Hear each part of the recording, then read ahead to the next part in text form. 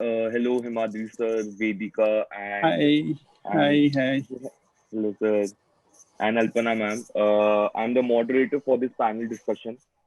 So we are here for a very important topic called queering the education system.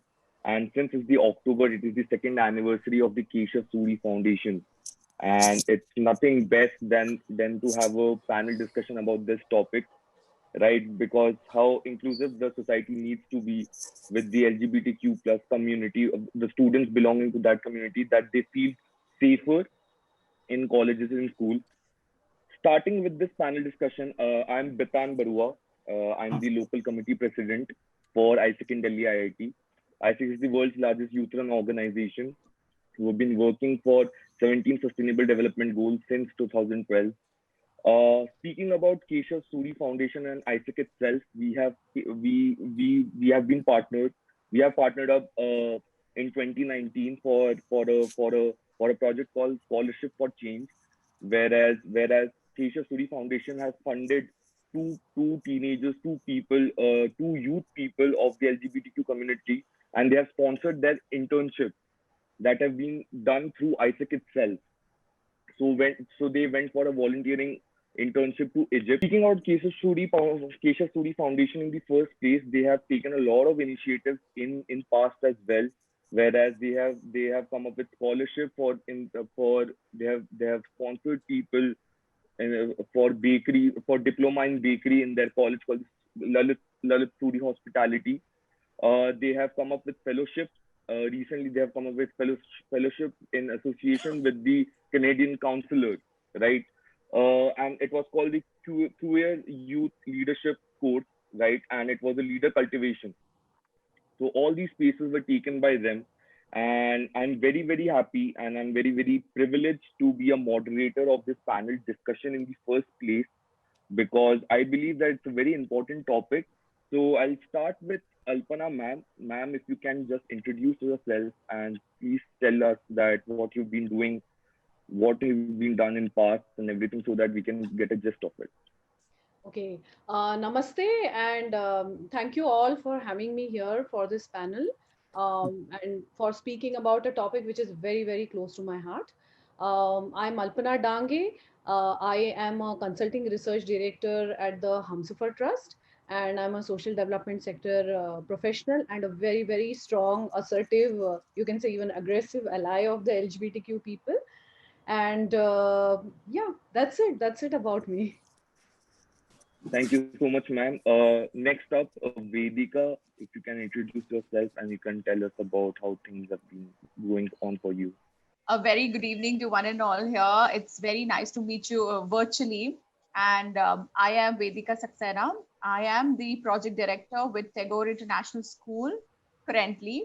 Apart from this, I have been a soft skills trainer in the past. I have been freelancing as an event manager, and I also have been a TEDx speaker where I also put forward my views about the LGBT community and inclusive schools, and the importance of gender equality.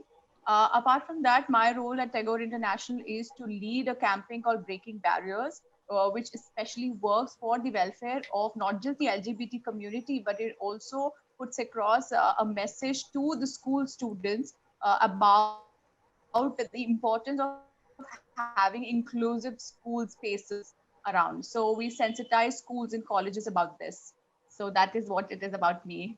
Thank you. Thank you so much, Vedika, for sharing your experience. It's great to hear all of this. Uh, Last but not the least, Himadri sir, if you can introduce yourself and enlighten us. Hi, everyone. I am Nimajri Roy, and I teach as a faculty in the School of Gender and Development Studies, Indira Gandhi National Open University, or IGNOU. Uh, and I have been attached to the LGBTQ movement since it started back in the late 80s, 89. So I was attached over here, there as an activist and gradually as a volunteer, and then moved myself more into the academic front and helping the academics get a change and trying what is the today's topic is querying the academics, basically querying the education sector as far as I could. And since last 11 years, I'm attached to IGNOU, and I've done whatever I could for the community. That's all from my side. And with this, I open up the panel discussion. First, I would like to go up with Himadri sir. Sir, I have read about you and everything, what your ideas about it. I just want to know that is awareness about queer issues identifies and or challenges part of the curriculum? How is it flown down to the people? First of all, Bitan, the most important fact is before floating the entire idea, including that into the curriculum, it is very important that your colleagues and your administration, whom you deal in everyday life, has to be aware of the entire stuff that you want to introduce. So that is how when I began, I said last one decade, more than one decade, I'm working with IGNOU. In that, the first thing that came into my board, and it was a challenge for me because IGNOU is not only just one institute, it has 136 institutions across the globe. So we are attached to 136 places across the world, whether it is Paris, whether it is Mauritius, whether it is Malaysia, or whether it is Manipur. It's not about that. More than that, what I feel is the challenge lies how to include everyone, include those people who are left out of higher education. I'm not talking about school education, but higher education.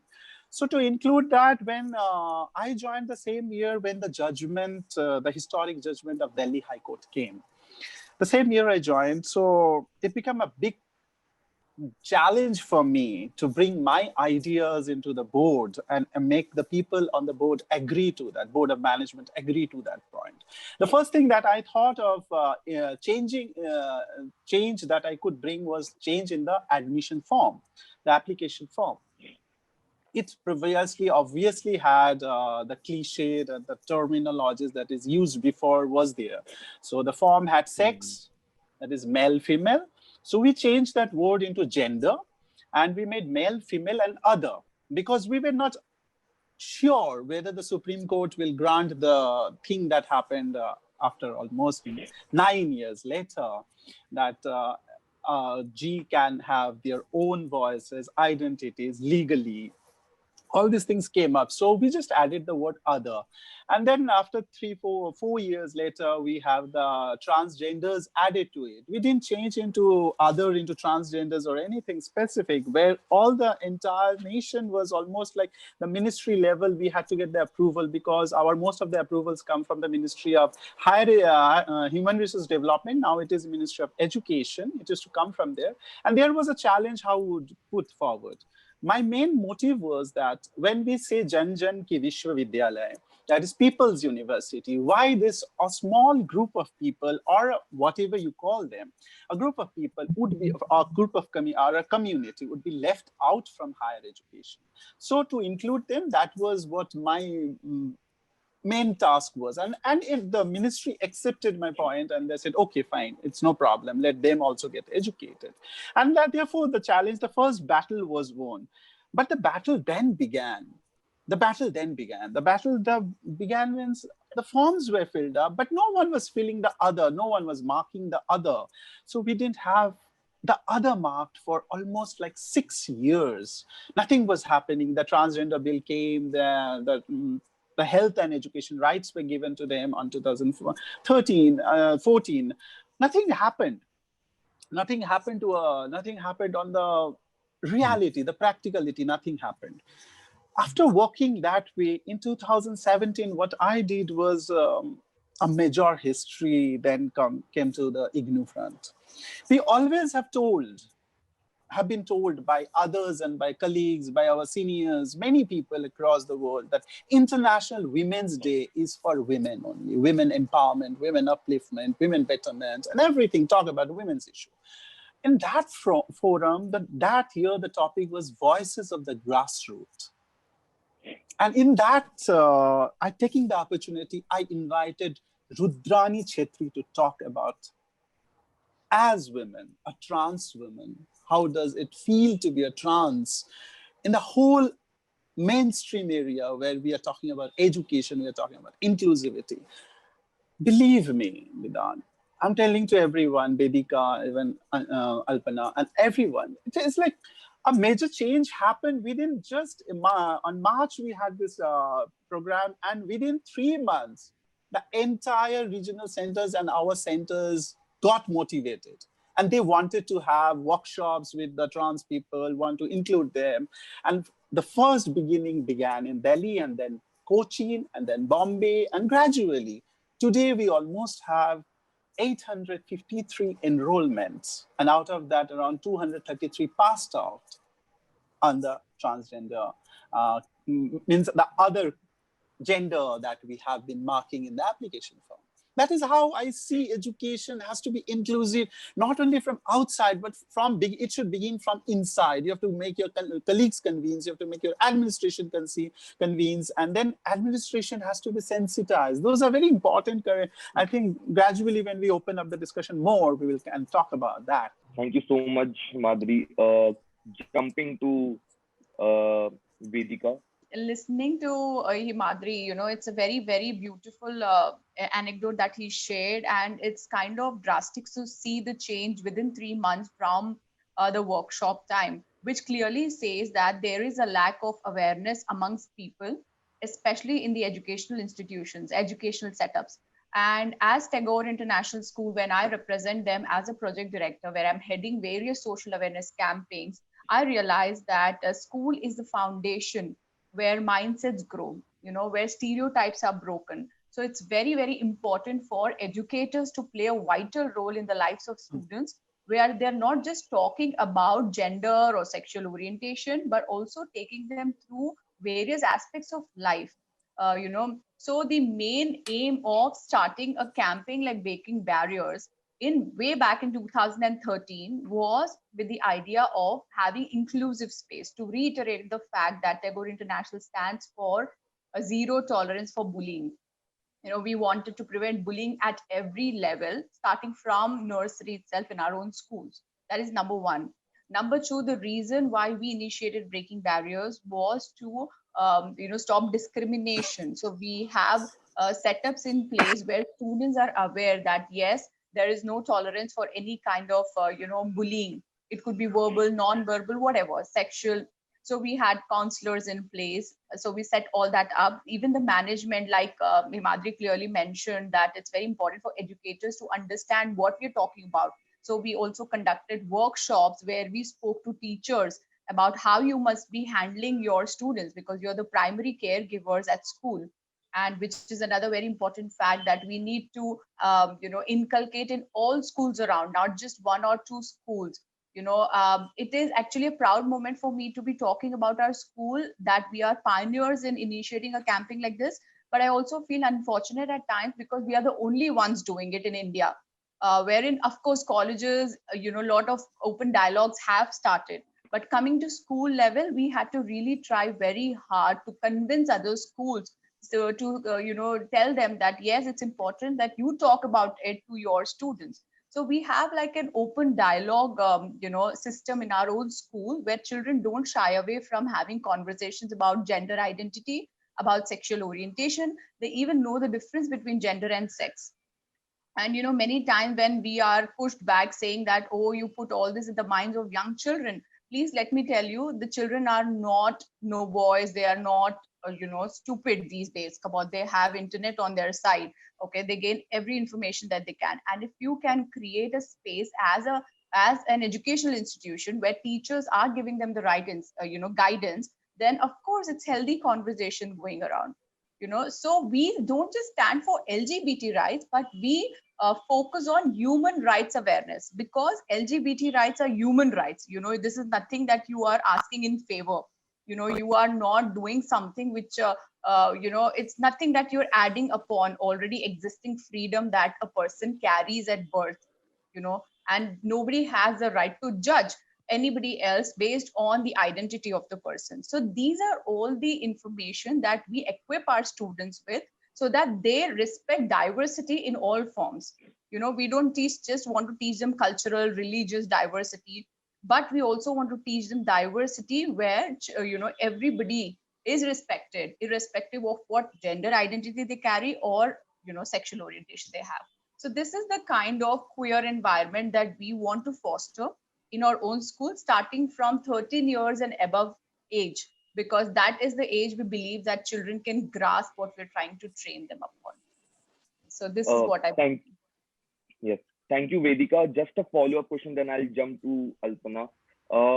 The idea behind educating the children from 13 years old that this is what the world is and this is what awareness is, the basic awareness. But again, coming back to the question that tickles me is that how have parents responded to this positive step that you have undertaken? Were there any, some kinds of judgments passed, or maybe some kinds of criticism that you have faced from the parents, or whether it was all positive? Right. Yes. So, like I mentioned, 2013 is way back, when people shied away from even talking about words like gender or sex. They never wanted to be a part of any such conversations. But that was the bold step that the school students had taken from our school. It was not even a teacher's idea, but school students came forward to say that, yes, we talk about gender equality, about male and female, but what about transgenders? So this is how we took it forward. And the moment the management decided that, yes, this is an important conversation, we should create a social awareness campaigns about human rights. We sent out mails to all parents saying that we are going to initiate a campaign like this. With your permission, we would like to take it forward. If you have any issue, we will not involve your child because this is a voluntary campaign. We do not force anybody to be a part of this campaign because you cannot force somebody to believe in something that they don't. It is a natural thing. It comes out of awareness and your self perception about it. So surprisingly, we did not receive any backlash from parent body because they also believed in what the school believed in, which was a great step moving forward. Having said that, the backlash we received was from other schools and colleges, because ours is a gender sensitization campaign, where we reach out to other schools and colleges, sensitizing them about gender equality, about LGBT, about the history behind the legal aspect, everything. So when we reach out to other schools, we receive a no because they fear what parents would have to say, because we are dealing with students from 9 to 12 standard. And so we had to really convince them that this is in favor of your students, their mindsets, and a free space for them to grow and form their own mindsets. So from parent body, it was a positive response, and we have the consent of parents when we involve a child in campaigns like these. But reaching out to other schools, though we have covered more than 35 schools so far and 4,000 plus school students, but still there's a long way to go, I would say. Yes, absolutely right. And commendable that 4,000 students and 35 schools. Yes, the journey is still long and there are a lot of schools to cover. I wish you all the best for that. Just keeping the topic alive, I'm coming to Alpana. Alpana, can you just enlighten us about the role of parents when it comes to the safety of LGBTQ kids? Have you seen a perspective shift since the reading down of Section 377? Okay, so before I come to that question, I'd actually like to add to what Vedika has said. It's a wonderful work that Vedika and Tagore International School is doing. And in fact, I'm happy to be on this panel with Devika because we were trying to get Vedika for our panel in February, where we were going to release our study on school level bullying and harassment of LGBTQ children. So Vedika, because of Corona scare, I think you couldn't come, or maybe you had viral something of Yes, that. yes, I remember. Yeah, yeah. So what I want to add here is that basically you said about 13 years. There was an experiment that happened in my child's school. He also goes to Bombay International School, younger son. It was a primary class, and so basically the teacher mooted this idea that let's do on discrimination. And there were three kinds of discrimination that children themselves chose. One was discrimination against girl child. Second was discrimination in education spaces. So basically, disproportionate access to education. And third was LGBTQ based discrimination. And in my son's school also, the teacher sent out, and obviously the parents cooperated. What was very beautiful was these are what, how old are you? 12, 10 years when you're in grade 5. These were 10-year-old children, and the parents arranged for speakers, their gay friends, Skype call with a lesbian couple living in Switzerland. And then I also got invited, saying that why don't you get your colleagues from Humsafar Trust. So I, with two of my colleagues, Urmi and Shreya, two transgender women, and one more bisexual, a colleague who identifies herself as a bisexual person.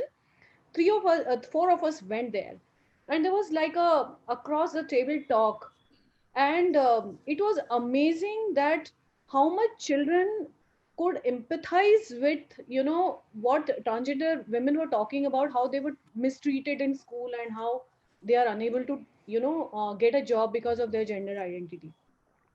So much so that, and I also give a lot of credit to the parents, because parents actually did not hide anything. This is pre 377 judgment. I almost fell off from the chair because this little kid, she actually cited Bitan, that section 377 is about intercourse, carnal intercourse against the order of nature. And I really hats off to parents that they allowed their kids to actually develop that understanding. And at the end of this particular exercise, what children figured after interacting with the transgender women were that transgender people don't get jobs. So they actually wrote an appeal to the principal saying that if we have transgender staff in the school from the primary section, then by the time children come to the middle school, they are enough sensitized. Sir, can you please hire a transgender person as a staff member or as a teacher? I think that was really, really beautiful. Then they wrote a petition and they submitted to Humsafar Trust saying that if you are fighting against 377, please attach it. And they also held a big exhibition, and this was covered by the Times of India. So I definitely give credit to people. And what we did, Bitan, your original question to me was about the safety of LGBTQI child. Okay. So when we were also doing the children's sensitization, we just told them one thing very clearly, that you are children, and the responsibility of your safety is always, the onus is always on the adult. Okay. So we have, as organization, we have a very robust child protection policy at the Humsafar Trust. Everyone, whether you're a consultant, whether you're a staff member, whether you're a visitor working for some time, or whether you're an intern, you're supposed to sign on that child protection policy, where you have to commit towards the child protection, because the community as children has experienced rampant abuse, especially sexual abuse. So when it comes to the protection of children, let me tell you that as parents, the responsibility of child safety is same as any other child. You have to very clearly tell your children that, you are a child, you are a minor below 18 years of age. Even if someone else is, giving you this impression that he's sympathetic, you're still, vulnerable to abuse from a child, from a from an adult. And we have gone one step further. We have also said that even if the child is attracted and an adult is responding to that attraction, the adult is still responsible, for committing an offense. So we take the burden of shame and guilt away from the children. I think that's the same thing parents have to do. Parents have to, first of all, make it very clear that yes, if parents accept their child, that's really wonderful. They have to perhaps communicate to their child that, look, it's a wild, wild world, and you have a right to protect yourself from adults in the event you are getting any unwarranted advances. And also, perhaps, keeping an eye on that, that their child is not being, predated by other adults, but in a way which doesn't hurt and, shake child's confidence. So this would be my suggestion, and this is a suggestion that I also share with mums and dads of young girls. So it's really not that different for LGBTQI. fairly said. It's well said, to be very honest, that schools are taking such initiatives, because I remember when I was in school back in, I mean, when I was in this primary school in 2008-9, the first sex education happened in our school, right? And still it was a taboo, as I would say, in 2008, that you don't speak about gender, sex, and everything. And that initiative was taken by a school to educate the, what we were in class 7 students were being educated about sex education. What is sex education? And it's nothing to be afraid of, right? Uh, and now the era has come where we, with sex education, I think these awareness of LGBTQ needs to be there as well, that people needs to know that, because what I believe that sometimes in our country, perceptions are also formed because of various external things, right? Like you have your Bollywood movies, you have certain music videos, which always leaves the imprint in your brain, right? Because until unless you don't speak up, until unless you don't make the people aware about it, people won't understand. So it's very, very important that first step is the awareness. Himadri, could you just give us a sense of things when it comes to your university, right? About the state of LGBTQ sensitization when it comes to teachers, your staff, and other people involved in the ecosystem. Yeah, as I told you before, also the personal anecdote of Rudra being invited and how those 3 months have shaped. I'll now focus on those 3 months. See, the curriculum always in university level, it is always inclusive. Like English literature across India has some parts of homosexuality being discussed through different characters in novels, in poems. Those are always there. Then in political science, it is included. In history, it is included. So in higher education, it is much more easier. What Vedica is doing is like training them up, basically. When they come to the higher education, it is easy for us to take those people much easily. But taking those people into a big ocean, I would say, call it ocean of people, like it is not that easy task, because they have to handle a lot of things. So we have to have queer friendly people in the administration. So what I did in the first workshop with the regional center of Delhi was like, we had to train the people who were in direct link, like front desk offices, where the people have to directly link and counsel with the students. So over there, they have to be first sensitized. Like supposedly a few group of trans people enters the enters the center or premises of the center. They should be allowed. Why should they be allowed? And how it has to be dealt. These are like the security people first has to be trained, then the administration, because the higher bodies are easily trained, because if you tell them few things and with logic, they understand. But for the ground, like the security people will stop them at the college gate itself. They will not allow the whole gang. They will think that they are coming for something, some elms or something like Badhai or something. That's why they are entering. So that has to be trained. So we have done that. That is where it started. And when we started discussing this in the ground zero, we saw that the people over there were much more open, that they wanted people like trans should also enter. Why aren't they been allowed for last 30 years for in the education sector? A few decades have passed away. Why IGNOU has not taken any initiative like that? They were happy. But Delhi was very welcoming, because we saw the judgment happening just a few years back. But other places, like when I went to our center in Lucknow, things were little difficult to handle then. But in the eastern part of India, it was much easier. The things become tough when we talk about the North Belt, especially UP, MP, Bihar, and Rajasthan. Things were very tough. It was not that easy task to train the people, make aware of the people about trans or LGBT. They can't understand men being attracted towards men, but they being trans, being part of the society, was easy for them. So transgender were the first people we took as example. I should not say like that, but they were the part who had been easily accepted in Rajasthan. Also, we have around 23 Rajasthan in Jodhpur and Jaipur. We have 23 trans students enrolled.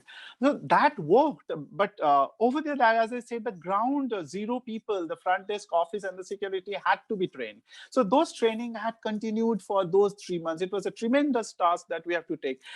Regarding curriculum, our school is gender school, so we try to incorporate it everywhere possible, wherever we thought of possible. We try to include in economics. We try to bring the policies of economic policies of the government of India into the curriculum. We try to do that, but making a curriculum does not work. People have to be interested in it. The counselors then have to be trained. After this ball game was over, the counselors training began. The academic counselor that we have across India, across globe. Maldives wasn't a big task for us, because Maldives, they are much more trained.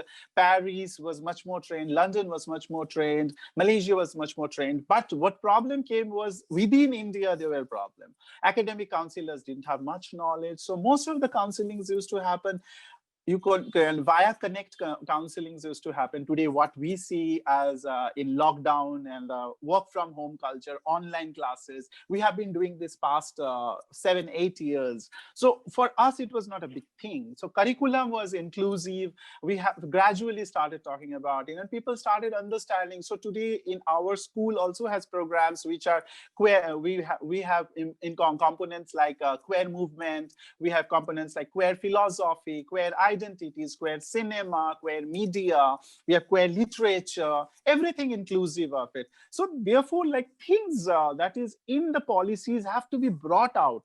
And that is only possible when you have been trained, you train the other academic counselors, you train the other administrative people.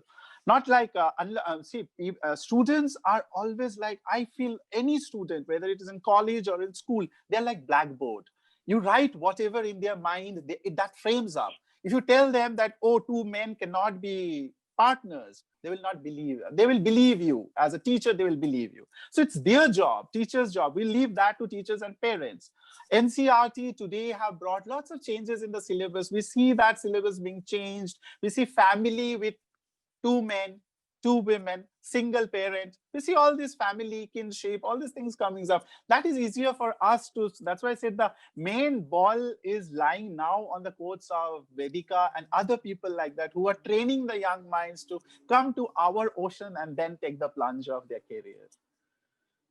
Thank you, Bitan.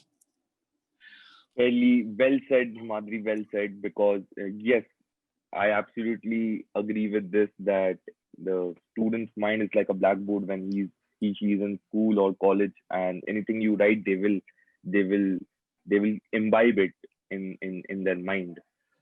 Just keeping this topic aside, I just want to jump to Alpana about this Humsafar Trust. Could you just tell us more, how prone are LGBTQ young adults to STDs and HIV, especially in India? Where do you think the challenges lies fundamentally in terms of awareness? How has Humsafar Trust been functioning in this domain itself? Right. So basically, I kind of I'm reserved about the fact that we single out LGBTQ and talk in terms of STDs and HIV. I would rather put this whole, I would want everyone to shift this burden to a larger problem.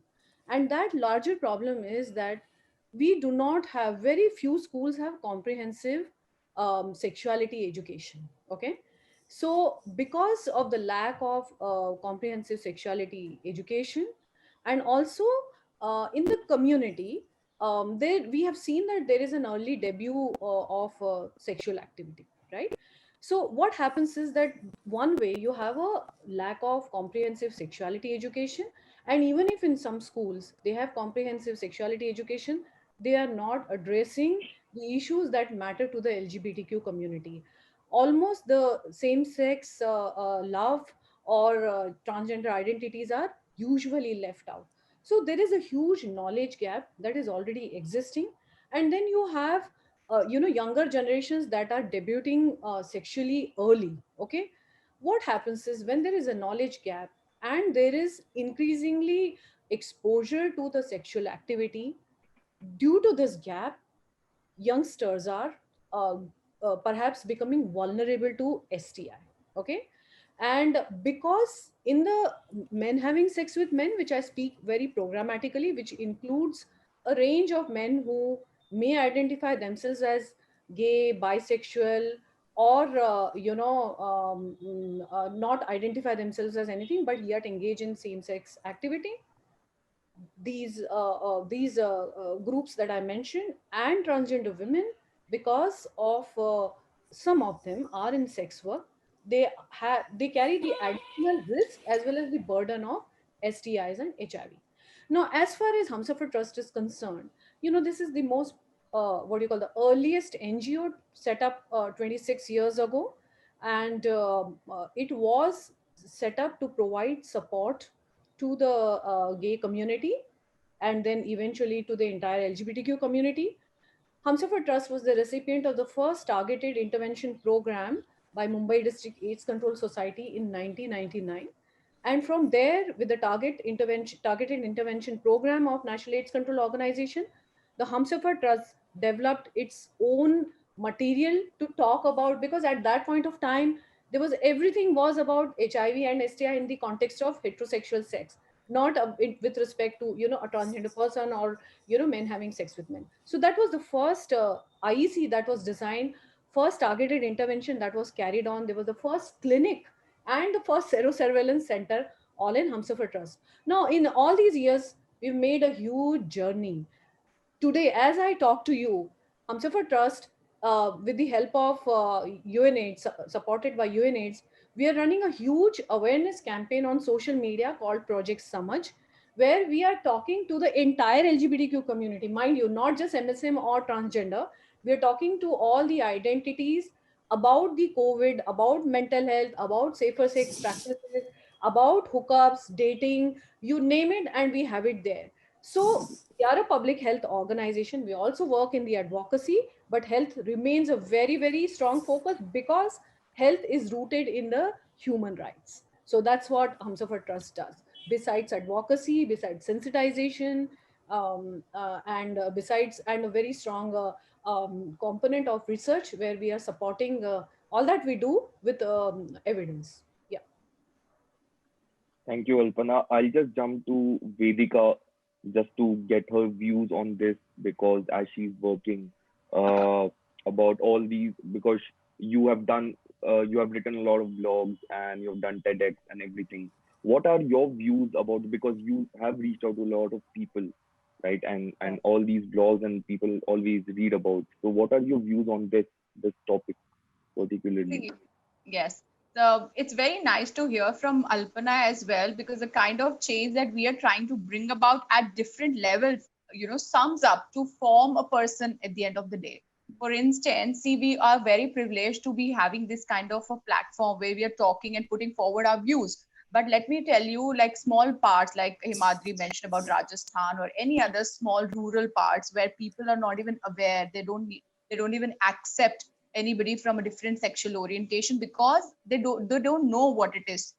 For example, they have always seen a normal society with a male and a female, and that's how the tradition is, and that anything that is beyond male or female, then they feel that is abnormal.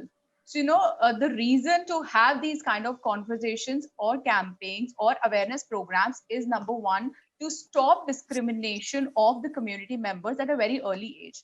So the reason I want to emphasize on school or students having this kind of knowledge is because peers have this bullying attitude. They have the power. They feel powerful in discriminating others.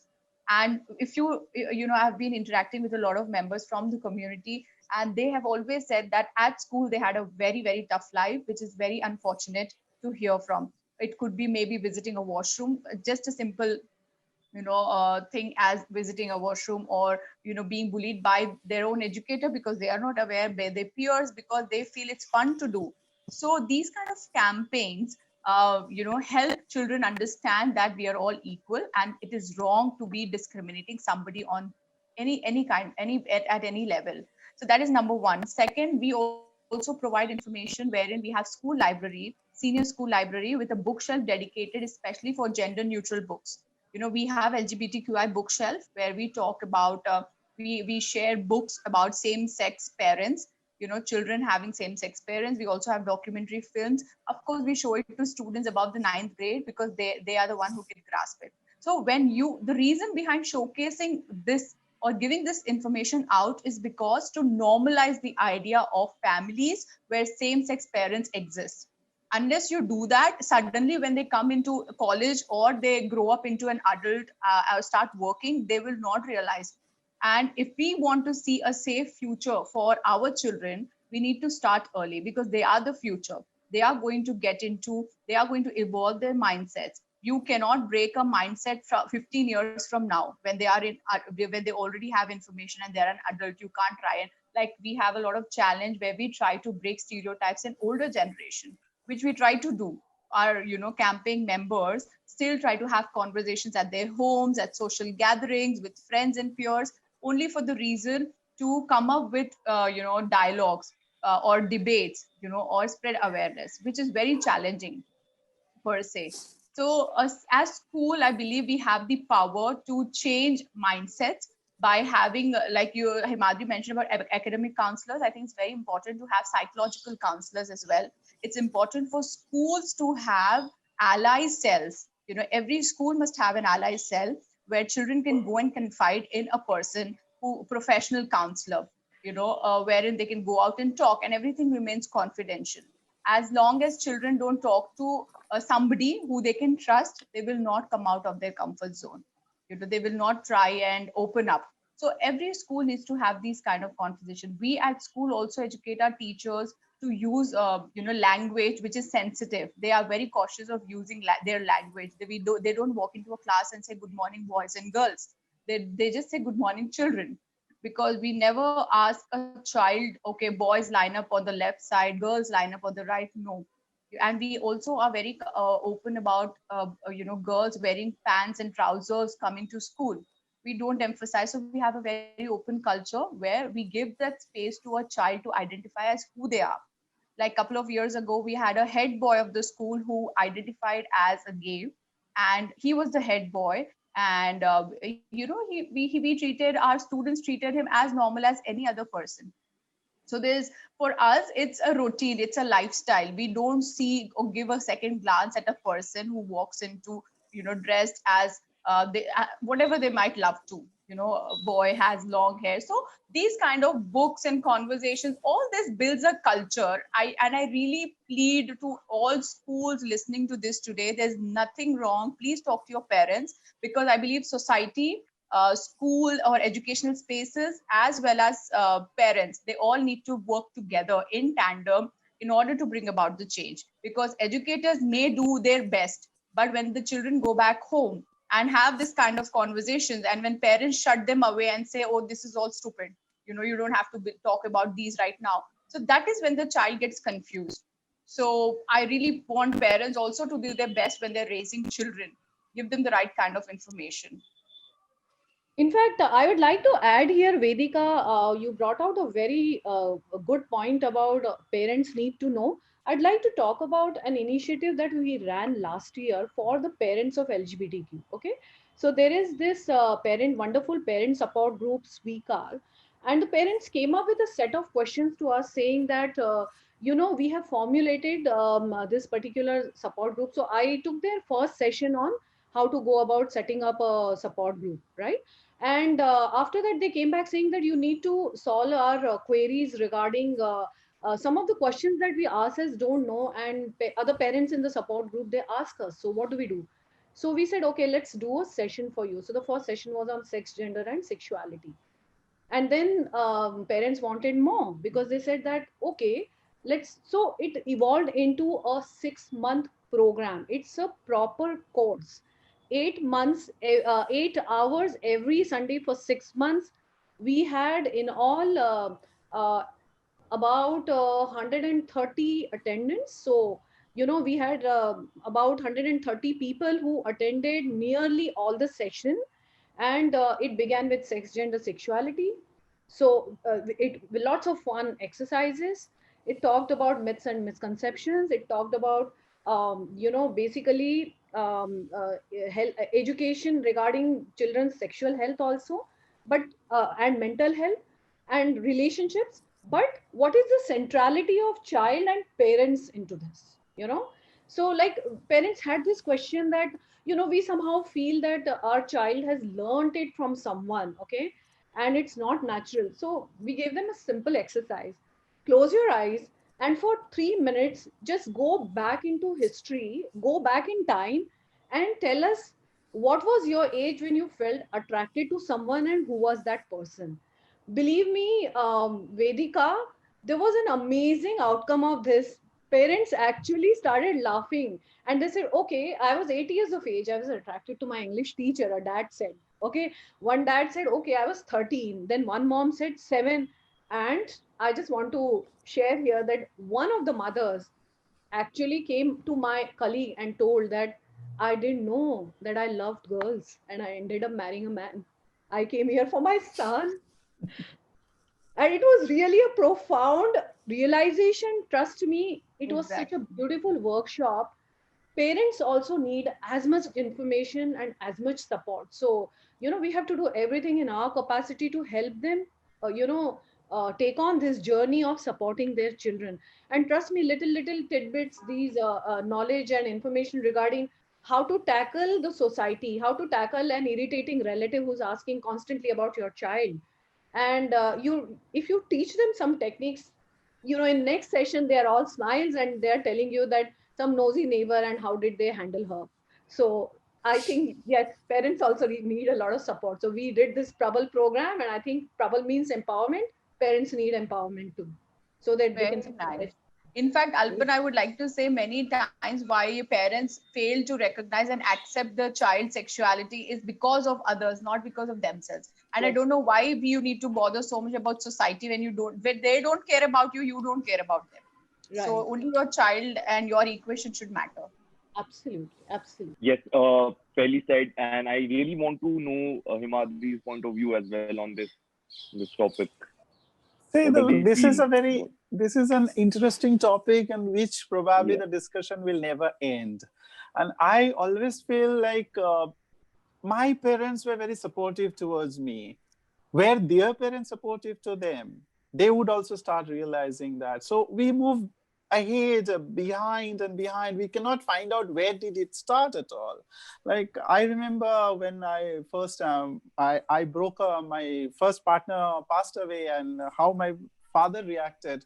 Like father was saying that father was like, he was also shaken, like how it feels when you lose your partner. And he said that probably I also loved my best friend in that way. Maybe not sexual, but there was some kind of romantic relations. I don't know how you term it. Today, probably if he was like a kid, he would call himself a romantic or something kind of relationship to that. That label would have been attached. Now, what I feel that parents should also know, of course, the parents should be aware of all these terminologies, aware of, but what is important is love is love. They should understand that part first. And whether it is a man, whether it is a woman, whether it's a boy or it's a girl, or whether it is between that, it doesn't matter. Yeah. It should be the child's happiness should matter to the parent first.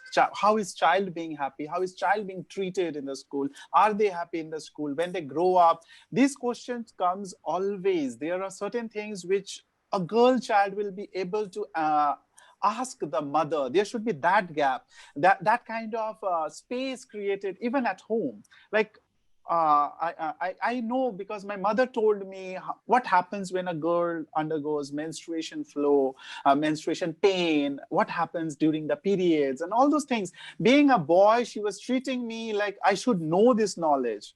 And my father taught me how to wear a condom when I was just 13 years old. Let me tell you, that might sound very out of the box ideas, but these are certain things that should come from the parents, so that when these kind of conversation happens, obviously the second word, this, if sex education is at home in the dining table or somewhere, definitely sexuality will be not far away. The child would be very happily or very differently talking about himself or herself to the parents that I am attracted towards this kind of person. So that is where these kind of spaces have to be created. It is not that we always talk about the first educator is obviously the parents. The parents have to treat them like, today when we talk about schools, the school also looks like how qualified your parents are. Accordingly, you give them admissions and you don't give them admissions. That's how it works. So probably I think that the first educator also has to be aware of or sensitized, as Humsafar has already been doing this for last 3 decades, as far as I remember. They have been doing this for many, many years. And we saw that when I was in 12, the National AIDS program came to Bengal, and they were hiring young boys in schools where I was in +2, and they were talking to us whether I would like to sensitize my classmates about what is HIV, what is AIDS, and what are other kinds of STDs and how it is spread. And I remember that is where I was saying, like, I started it back in '89, and gradually when I grew up, things changed. Today, everyone has in their hand a small gizmo where they type or say just Siri answer me that, or Alexa answer me that, or Google answer me that. So it is easy for them. But when it comes from parents, they should say that, Papa, tell me this, or Mama, tell me this. That's how it should be. Instead of asking the gizmos, they should ask the living beings that is at home. We have created that differences. Today, if I was a father of a child, I would have not let that space come out where he hinders to talk to me at all. Space should come up from, it is not only that they should talk to the teachers, they should always talk to the parents first, then they talk to the teachers. That's how I feel that parenting things should work out that way. Sex education should be brought first in the home, then somewhere else. Yeah, actually, I agree with you, Professor Himadri, because it's a question that our Prabal trainees, the parents, had also asked, saying that what if my child comes to me, says that he or she has a sexually transmitted infection? So, what do you recommend I should do? So I said, okay, think about it. Your child comes to you saying that I've got a cut here or I've injured myself. What would you do?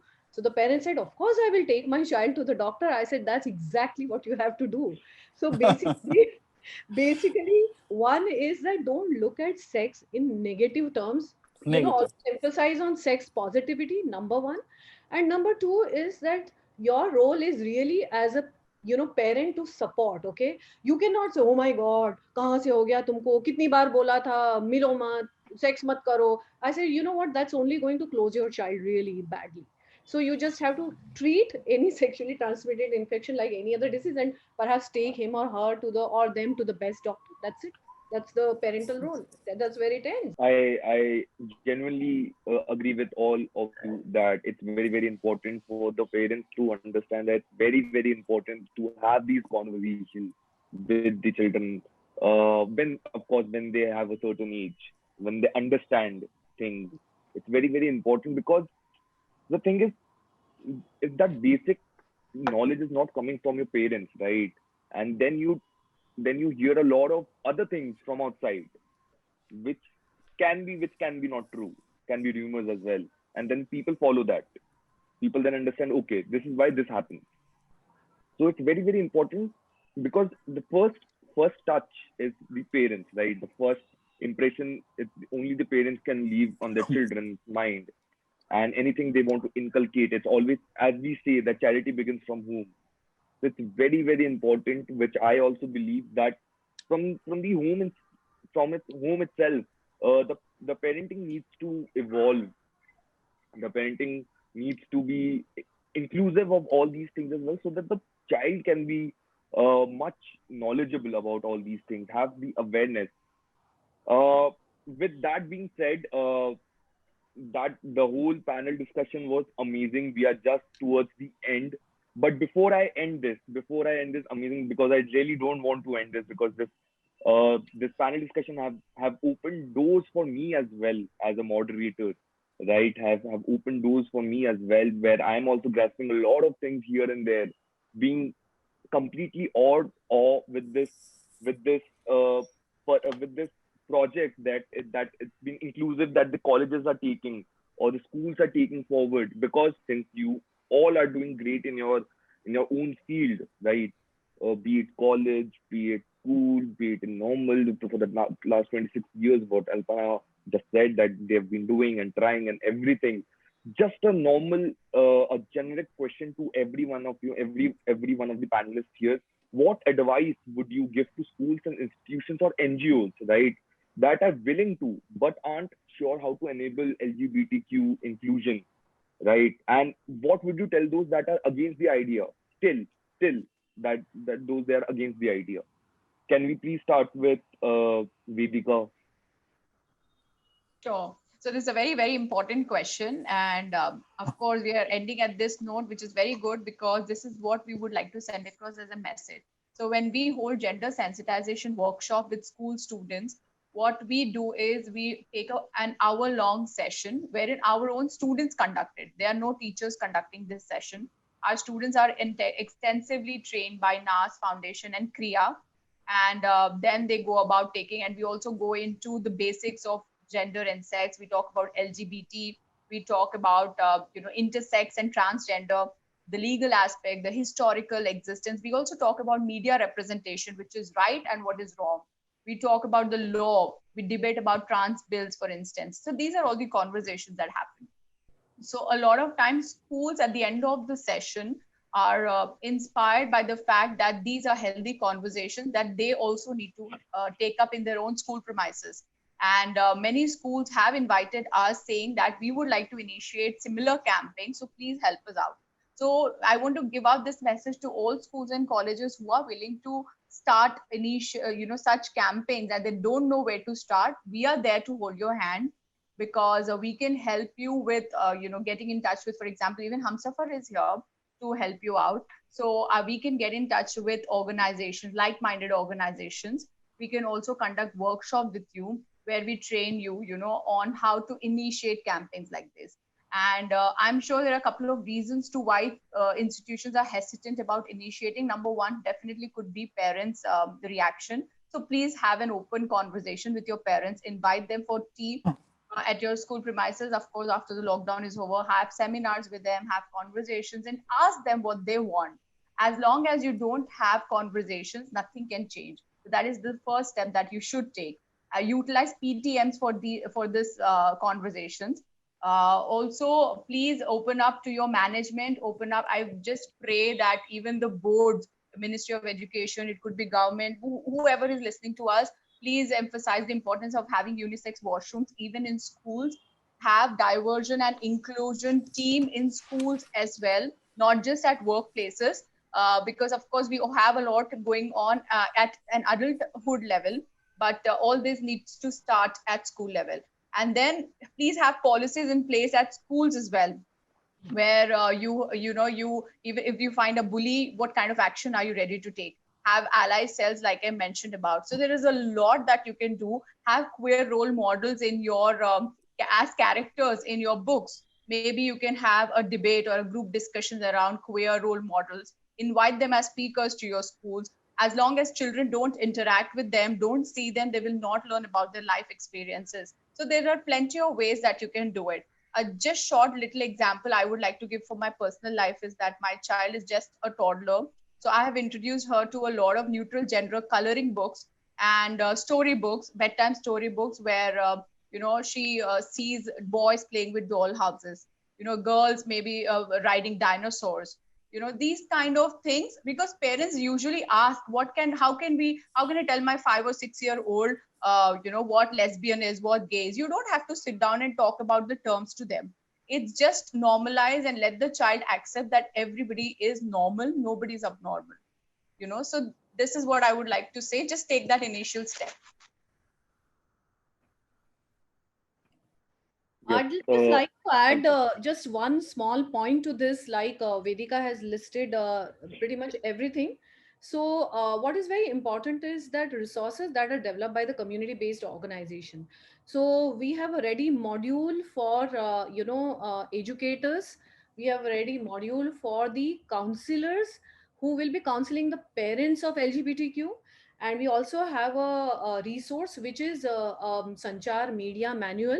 It's a research based document where we have identified that where does media actually what are the frames that are existing which are portraying LGBTQ in a bad light. So this is the, so resources, please approach organizations like such as ours for resources. That is number one.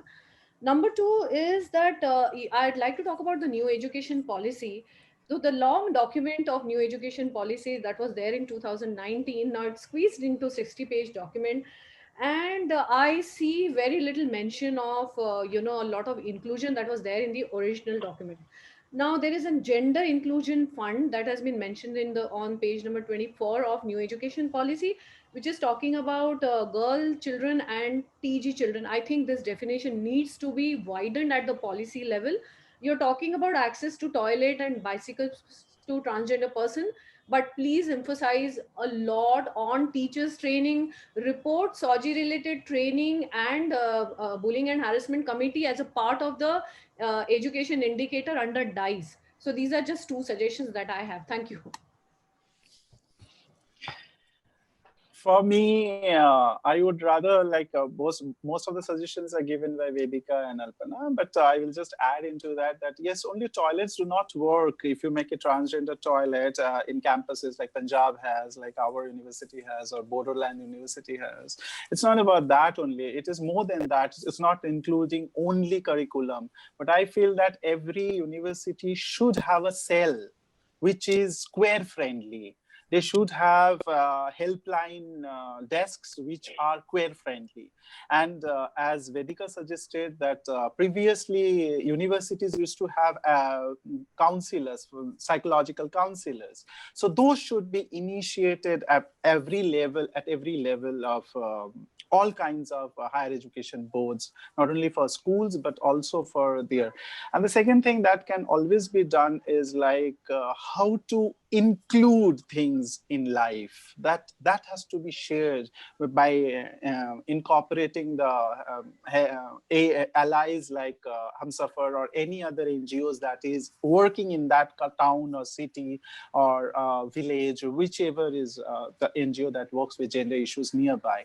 So you have to be much aware of those things, that they are queer friendly instead of just being gender issues. Like these days we have multiple, like thousands of NGOs who work on gender who work on only on women in the name of gender. So that should be broke down, and only queer. It should be not only queer; it should be every kind. There are problems with men also. Some men who are heteronormative men, or cis men, they also have boys also have lots of problems. Those can be dealt with. Those kind of helplines should be there. Helpline desks should be there in most of the universities and colleges, and counselors are very, very, very important, I think. Thank you, Himadri. On that note, we have just come to an end of this panel discussion, sadly. But thank you, Alpana, Vedika, and Himadri for taking your precious time out and come here for this panel discussion, which is very, very important, of course. But most of all, I had a very wonderful time you're listening to every one of your views, because as much as you can grasp, your brain opens about all these things. And a big thank you to Keshav Suri Foundation for calling me here as the moderator of this amazing panel discussion, and calling these amazing people to talk about this issue here is fantastic. I wish Keshav Suri Foundation the second anniversary all together, and I wish all the best to the Keshav Suri Foundation for all the steps that they have been taking for the past 2 years